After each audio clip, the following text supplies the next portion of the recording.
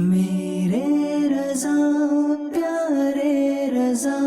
میرے رضا پیارے رضا،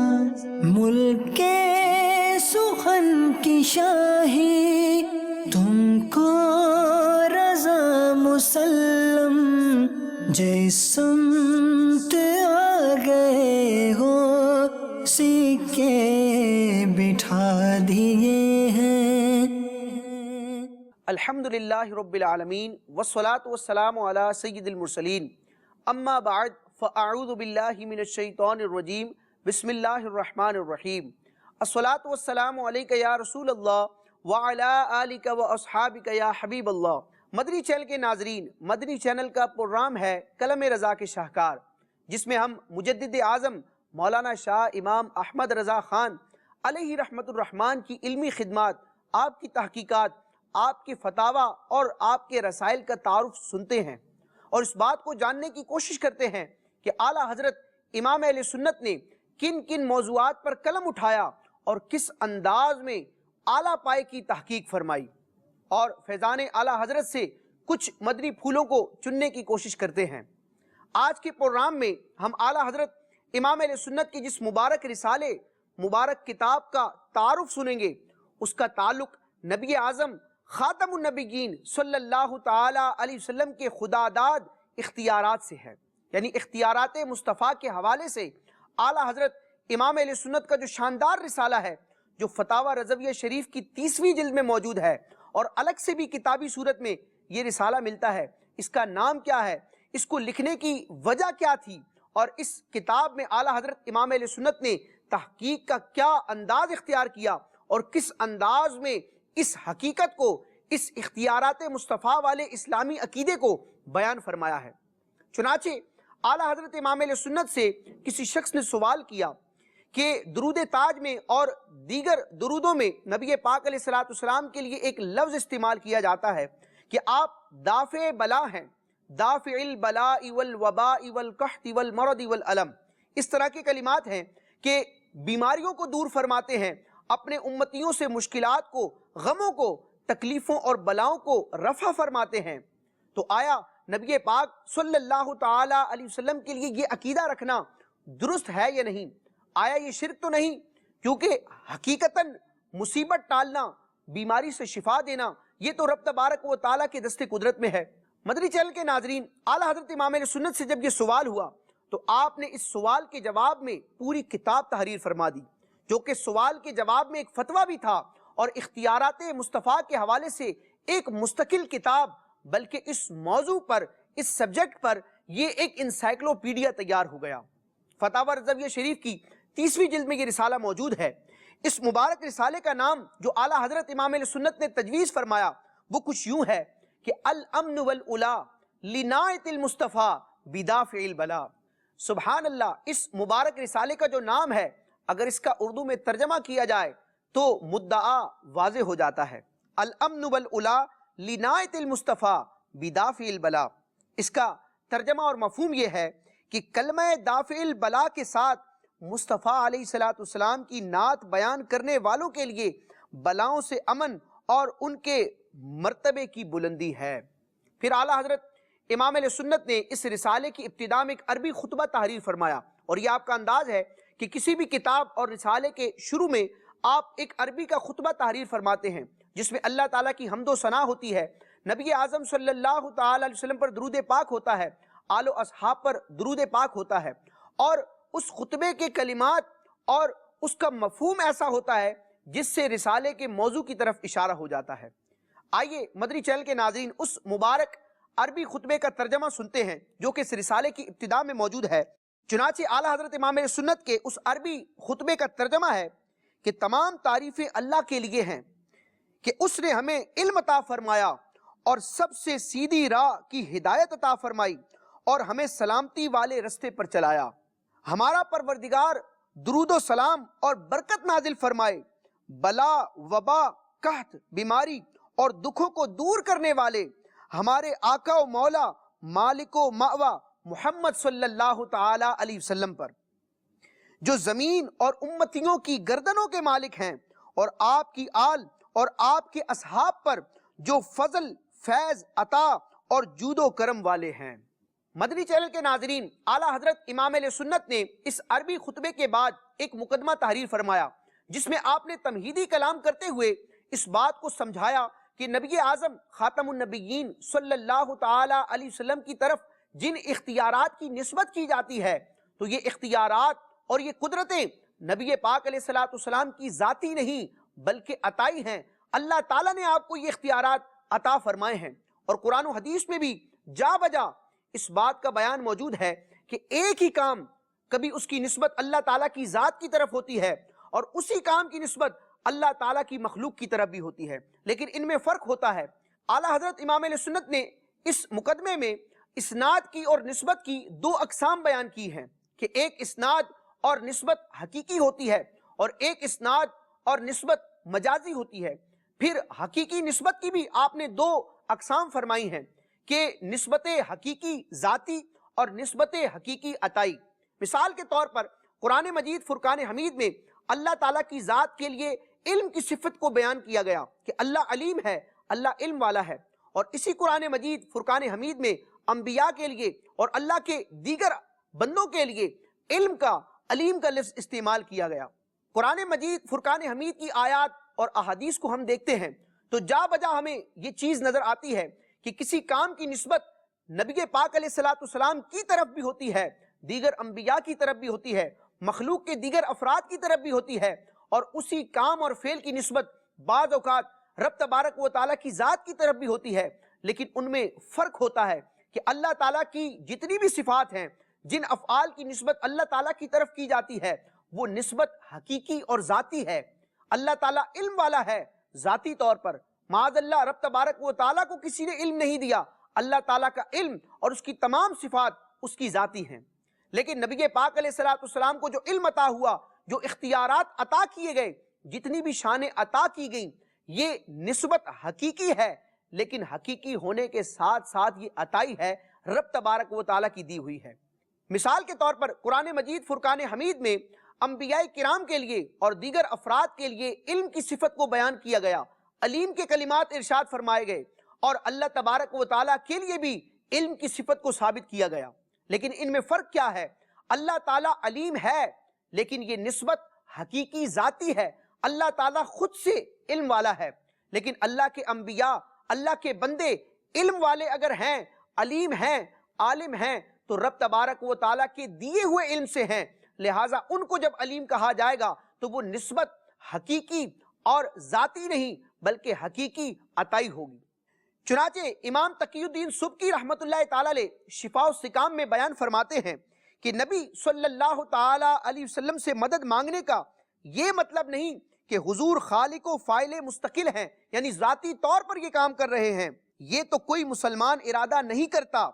تو اس معنی پر کلام کو ڈھالنا، معاذ اللہ مسلمان اگر سرکار علیہ الصلوۃ والسلام کے لیے اختیارات ثابت کریں تو معاذ اللہ اس کلام کا یہ معنی بنانا اور کلام کو اس بات پر محمول کرنا کہ یہ مسلمان گویا کہ یہ کہنا چاہتا ہے کہ سرکار علیہ الصلوۃ والسلام خود سے ذاتی طور پر یہ کام کر رہے ہیں، یہ اختیارات رکھتے ہیں۔ آپ نے فرمایا تو اس معنی پر کلام کو ڈھالنا اور حضور سے مدد مانگنے کو منع کرنا دین میں مغالطہ دینا اور عوام مسلمانوں کو پریشانی میں ڈالنا ہے۔ یعنی اگر کوئی بندہ مومن نبی پاک علیہ الصلوۃ والسلام کی طرف مشکل کشائی کی، امداد کی نسبت کر رہا ہے تو مسلمان ہونے کے ناطے اس کا عقیدہ یہی ہے، اور ہمیں یہی حسن ظن رکھنا چاہیے کہ یہ سمجھتا ہے، یہ عقیدہ رکھتا ہے کہ سرکار علیہ الصلوۃ والسلام کو اللہ تعالیٰ نے یہ اختیارات عطا فرمائے ہیں۔ پھر اعلیٰ حضرت امام علیہ سنت نے اس مقدمے کے بعد دو ابواب تحریر فرمائے، جن میں اعلیٰ حضرت امام علیہ سنت نے قرآن مجید کی ایک دو نہیں بلکہ تقریباً 60 آیات اختیارات مصطفیٰ کے حوالے سے بیان کی ہیں، اور ان کے معنی کو، ان کی تفاسیر کو بیان فرمایا۔ قرآن مجید کی تقریباً 60 آیتوں کے ذریعے اختیارات مصطفیٰ کو اعلیٰ حضرت امام علیہ سنت نے ثابت فرمایا۔ اور ایک حیران کن بات ہے کہ جب اختیارات مصطفیٰ کو ثابت کرنے کے لیے اعلیٰ حضرت امام علیہ سنت کا قلم اٹھتا ہے اور احادیث مبارکہ کو جب تحریر کرنا شروع کرتے ہیں تو ایک دو نہیں، 10-12 نہیں، بلکہ اس رسالے میں اختیارات مصطفیٰ کے حوالے سے اس ٹاپک پر تقریباً 300 احادیث اعلیٰ حضرت امام اہل سنت تحریر فرماتے ہیں۔ تو یوں یہ رسالہ اور کتاب اس سوال کے جواب میں ایک فتویٰ بھی ہے، ایک کتاب بھی ہے، اور اختیارات مصطفیٰ کے حوالے سے احادیث کی ایک شاندار کتاب بھی ہے۔ اور اعلیٰ حضرت نے اپنے تحقیقی انداز میں جب ان احادیث کو ذکر فرمایا، ان کی تخریج فرمائی کہ کس محدث نے کس کتاب میں اس روایت کو ذکر کیا ہے، پھر کئی احادیث مبارکہ کے معانی کو اعلیٰ حضرت امام علیہ سنت نے بیان فرمایا، اور صحابہ کرام نے نبی پاک علیہ السلام کی بارگاہ میں جو اشعار ذکر کیے، جن اشعار میں اختیارات مصطفیٰ کا بیان ہے کہ بارگاہ رسالت میں سرکار علیہ السلام کے صحابہ آپ کی شان بیان کرتے، اشعار پڑھا کرتے جن میں اختیارات مصطفیٰ کا بیان ہوتا، سرکار علیہ السلام ان کو سماعت فرماتے۔ ان احادیث کو بھی اس رسالے میں اعلیٰ حضرت امام علیہ سنت نے تحریر فرمایا۔ قرآن مجید برہان رشید کے علاوہ جو پچھلی آسمانی کتابیں ہیں، توریت، زبور، انجیل، ان میں نبی پاک علیہ السلام کی جو صفات بیان کی گئیں اور اختیارات مصطفیٰ کو بڑے پیارے انداز میں بیان کیا گیا، اعلیٰ حضرت امام علیہ سنت نے اپنے رسالے الامن والعلا لنایت المصطفیٰ بدافع البلا میں نقل فرمایا ہے کہ پچھلی آسمانی کتابوں میں اختیارات مصطفیٰ کا بیان کس انداز میں ہے۔ پھر سرکار علیہ السلام کے اختیارات کی بنیادی طور پر دو اقسام کی جاتی ہیں۔ ایک اختیارات جن کا نام ہے اختیارات تکوینیہ، اور دوسرے قسم کے جو اختیارات ہیں انہیں کہا جاتا ہے اختیارات تشریعیہ۔ اعلیٰ حضرت امام علیہ سنت نے ان دونوں کی امثلہ کو، مثالوں کو بیان فرمایا، اور دونوں موضوعات پر آپ نے احادیث کو جمع فرمایا، اور پھر اس رسالے میں ایک ضمنی رسالہ بھی تحریر فرما دیا جو شریعت کے احکامات میں نبی پاک علیہ السلام کے اختیارات کو ثابت کرتے ہیں۔ چنانچہ اس مبارک رسالے کا نام ہے منیت اللبیب ان التشریع بید الحبیب۔ اس رسالے میں ان احادیث مبارکہ کا بیان ہے کہ سرکار علیہ السلام نے شریعت کے احکامات میں بھی اپنے اختیارات کو نافذ فرمایا۔ اختیارات تکوینیہ کیا ہوتے ہیں؟ اس دنیا میں، اس عالم میں تصرف کرنا، کسی کو زندہ کرنا، کسی کو موت دینا، کسی کی مصیبت کو دور کرنا، کسی کو رزق دینا اور کسی کو نفع پہنچانا، اور اسی طرح چاند اور سورج پر اپنی قدرت ظاہر کرنا، چاند کے دو ٹکڑے کر دینا، اپنی انگلی کے اشارے سے چاند کو ہلانا، سورج کو روک لینا، ڈوبے ہوئے سورج کو واپس پلٹانا، انگلیوں کے ذریعے چشموں کو جاری کرنا، اور اپنے لعاب دہن کے ذریعے لوگوں کو شفا دینا، ٹوٹے ہوئے اعضاء کو جوڑ دینا، اور نبی پاک علیہ السلام کے اختیارات کے حوالے سے جو دیگر احادیث ہیں جن میں اس بات کا بیان ہے، تو اس طرح کی باتوں کو اختیارات تکوینیہ کہا جاتا ہے۔ اور اختیارات تشریعیہ کا مطلب یہ ہے کہ شریعت کے احکام میں با اختیار ہونا۔ سرکار علیہ السلام کے لیے فقہائے کرام علم فقہ کی کتابوں میں ایک لفظ استعمال کرتے ہیں، ایک صفت استعمال کرتے ہیں، شارع۔ شارع علیہ السلام، شارع کا معنی کیا ہے؟ شریعت جاری کرنے والا، شریعت نافذ کرنے والا۔ تو نبی پاک علیہ السلام کے لیے امت کے فقہاء کا شارع کا لفظ استعمال کرنا اس بات کی نشاندہی کرتا ہے کہ امت کے علماء اور فقہاء بھی یہ عقیدہ رکھتے تھے کہ سرکار علیہ السلام شریعت کے معاملات میں بھی با اختیار ہیں۔ اختیارات تشریعیہ کا معنی کیا ہے؟ کہ کسی جائز کام کو کسی خاص شخص کے لیے ناجائز کر دینا، وہ کام جو سب کے لیے حرام ہو کسی ایک شخص کو اس معاملے میں رخصت دے دینا، کسی کام کو جائز کرنا، کسی کام کو ناجائز کرنا، کسی کام کو حلال کرنا، کسی کام کو حرام کرنا، یہ اختیارات تشریعیہ کہلاتے ہیں۔ اور سینکڑوں احادیث اور روایات اس بات پر دلالت کرتی ہیں کہ سرکار علیہ السلام نے شریعت کے عام احکام میں سے بعض افراد کو خاص کر دیا، اور کئی افراد کے لیے حلال کاموں کو حرام کر دیا، اور کئی افراد کے لیے حرام کاموں کو حلال کر دیا۔ اعلیٰ حضرت امام علیہ سنت نے اختیارات تکوینیہ کی جو مثالیں بیان کی ہیں، مثال کے طور پر احیاء، کسی کو زندہ کر دینا، اماتت یعنی کسی کو موت دینا،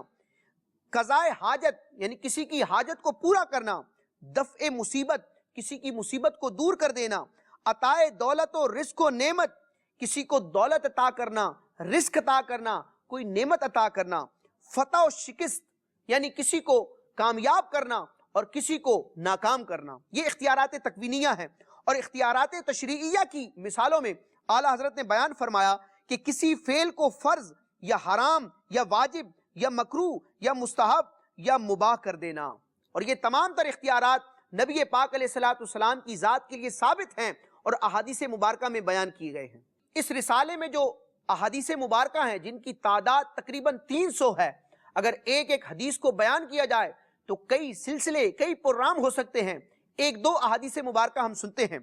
چنانچہ اعلیٰ حضرت امام اہل سنت نے ایک حدیث پاک تحریر فرمائی جو کہ خصائص کبریٰ سے نقل کی گئی، جس میں اللہ تبارک و تعالیٰ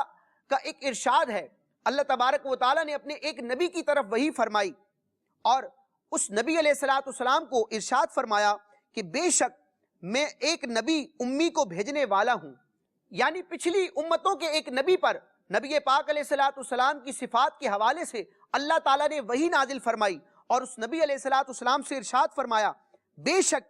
میں ایک نبی امی کو بھیجنے والا ہوں جس کے ذریعے سے بہرے کان اور غلاف چڑھے دل اور اندھی آنکھیں کھول دوں گا، اور اس کے سبب گمراہی کے بعد ہدایت دوں گا، اس کے ذریعے جہل یعنی جہالت کے بعد علم دوں گا، اس کے وسیلے سے گمنامی کے بعد بلند نامی دوں گا،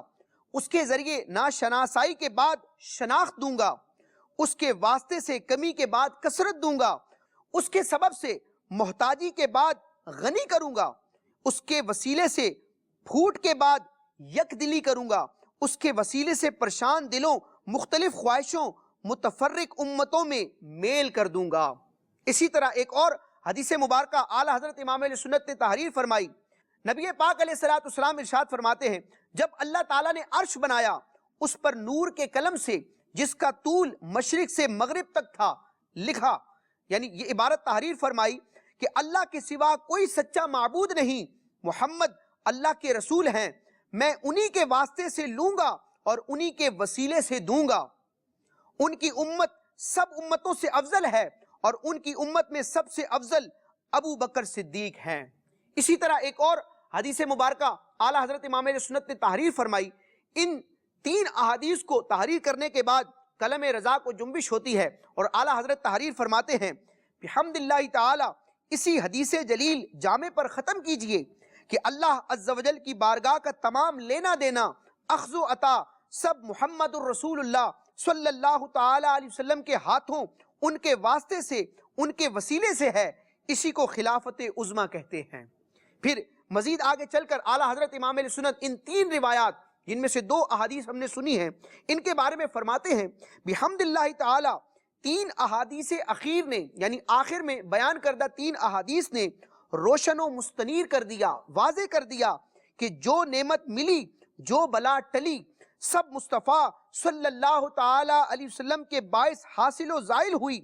بارگاہ الہی کا لینا دینا، سارا کارخانہ محمد الرسول اللہ صلی اللہ تعالی علیہ وسلم کے ہاتھوں پر ہے۔ ہاں ہاں، لا واللہ ثم باللہ، ایک دفع بلاؤ حصول عطا کیا، تمام جہان اور اس کا قیام یعنی اس دنیا کا قائم ہونا سب انہی کے دم قدم سے ہے۔ عالم جس طرح ابتدائے آفرینش میں یعنی اس کائنات کا وجود جو ہے، کائنات اپنے پیدائش اور پیدا ہونے میں ان کا محتاج تھا، یہ عالم ابتدائے آفرینش میں ان کا محتاج تھا کہ لولا کا لما خلقت الافلاک، یعنی رب تبارک و تعالیٰ نے نبی پاک علیہ الصلوۃ والسلام سے ارشاد فرمایا اگر آپ نہ ہوتے میں دنیا کو پیدا ہی نہ کرتا۔ اعلیٰ حضرت فرماتے یوں ہی بقا میں بھی ان کا محتاج ہے، آج اگر ان کا قدم درمیان سے نکال لیں ابھی ابھی فنائے مطلق ہو جائے۔ اللہ تبارک و تعالیٰ کی بارگاہ میں دعا ہے کہ اللہ تعالیٰ ہمیں اعلیٰ حضرت امام علیہ سنت کا فیضان عطا فرمائے، آپ کی تحقیقات سے فائدہ اٹھانے کی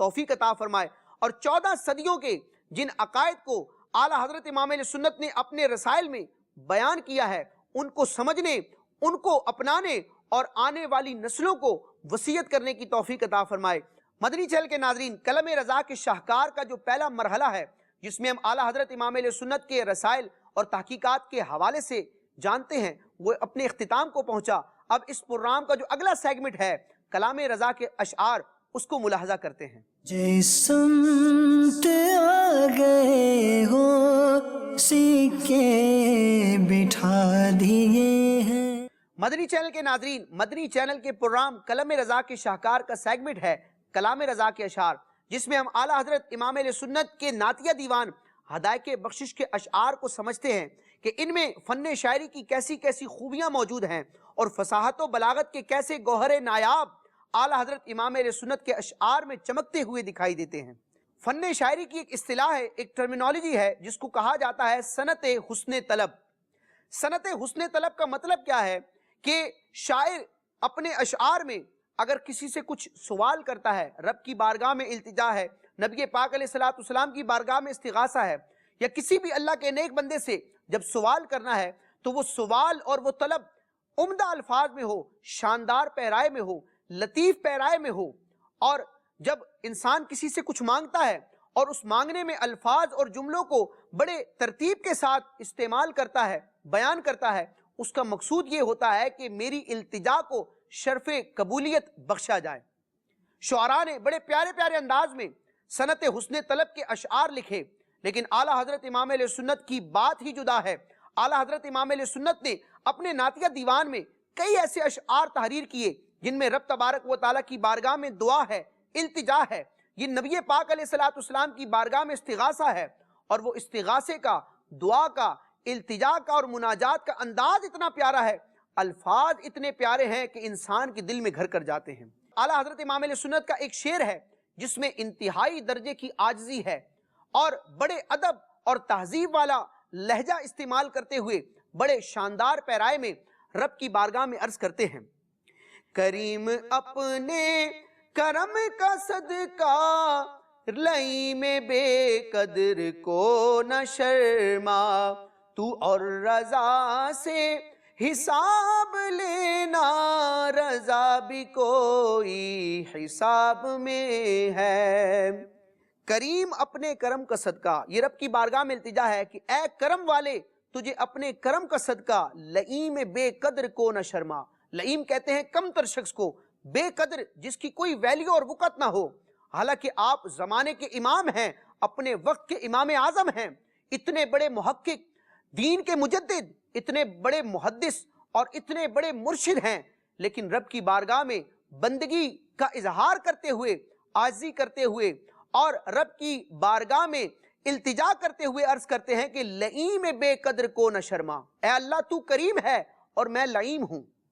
کریم اپنے کرم کا صدقہ لئیم بے قدر کو نہ شرما، تو اور رضا سے حساب لینا، رضا بھی کوئی حساب میں ہے کہ اے اللہ اگر میرا حساب ہوا تو جواب نہ بن سکے گا، مجھے بے حساب ہی بخش دے۔ رضا کی بخشش سرکار علیہ السلام کے صدقے میں بغیر حساب کے ہو جائے، نامہ اعمال کھولا ہی نہ جائے اور بغیر پرسش اور سوال کے جنت میں بھیج دیا جائے۔ کریم اپنے کرم کا صدقہ لئیم بے قدر کو نہ شرما، تو اور رضا سے حساب لینا، رضا بھی کوئی حساب میں ہے۔ یہ صنعت حسن طلب کا بڑا پیارا انداز ہے۔ اسی طرح صنعت حسن طلب کی ایک اور مثال اعلیٰ حضرت رب کی بارگاہ میں عرض کرتے ہیں: اپنی ستاری کا یا رب واسطہ۔ اللہ تعالیٰ کی ایک صفت ہے ستار۔ ستار کا مطلب ہوتا ہے گناہوں کو چھپانے والا، گناہوں کو ڈھانپ دینے والا۔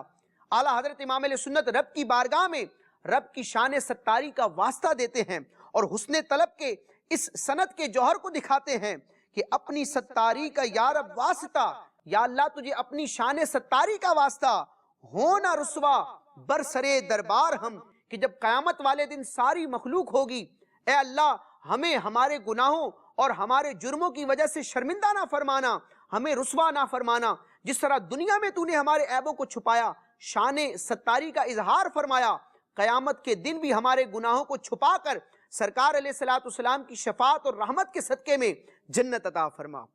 اللہ تعالی ہمیں اعلیٰ حضرت امام علیہ سنت کے اشعار کو سمجھنے، پڑھنے کی توفیق عطا فرمائے، اور جس انداز میں رب کی بارگاہ میں دعائیں، مناجات اور التجائیں اعلیٰ حضرت نے تحریر فرمائی ہیں، ان کو یاد کرنے، ان کو پڑھنے اور ان اشعار کے ذریعے رب تبارک و تعالیٰ کی رحمت کا سوال کرنے کی رب تبارک و تعالیٰ ہمیں توفیق عطا فرمائے۔ آمین بجاہ النبی الامین صلی اللہ تعالی علیہ وسلم۔ مدنی چینل دیکھتے رہیے۔ میرے رضا پیارے رضا، میرے رضا پیارے رضا، ملک کے سخن کی شاہی تم کو رضا مسلم، جس سمت